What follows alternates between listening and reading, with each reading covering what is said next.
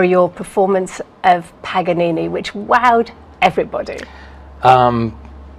Musician. I mean, I especially only signed up for this project because I was in charge of the music score, and that was a lifelong dream for me to do.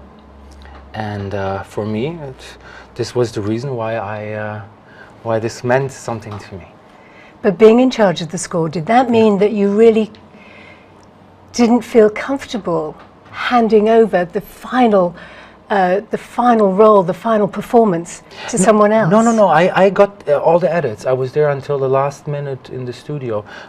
In the end, this is how a movie works. First, you have, for obviously concert scenes, you prepare the music, but the actual soundtrack, the music which creates the mood, is done after the pictures are filmed.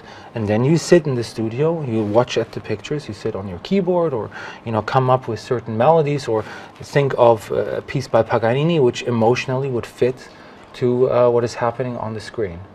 Was the whole movie experience, though, being involved to that extent, something you enjoyed? Oh yes, I never would do anything I wouldn't feel joy in. It was certainly a lot of work. It was probably more than I expected, but I'm always willing to put in the effort if the result is good. Well, in terms of the effort and the results, we're all really looking forward to hearing you and your performance of Paganini tonight here on stage at the Royal Albert Hall. Thank you. Why did you choose these particular pieces? I think it was chosen actually not by me.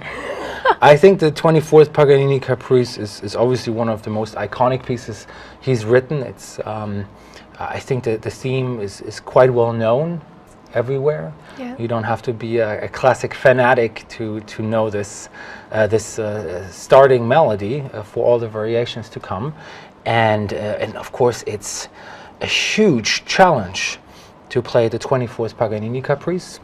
I think no other violinist will doubt that this is the most iconic and most probably difficult piece ever written, and of course it's a challenge to play it every day properly, and tonight hopefully I'm well warmed up. I always think that Paganini had a tremendous sense of fun and vitality. Oh, you can see that in the pieces, yeah. And that's how his music comes across. It almost hides the level of difficulty and the technical masterful but that's art. Requirements. Art is not making the difficult look difficult, but making the difficult look easy.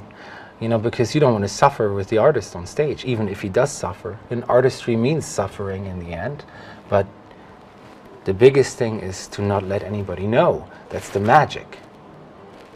Your career has been an extraordinary one, from teenage superstar to your crossover involvement whilst you've been based in the States. Yeah. Means nothing, by the way. No? Yeah.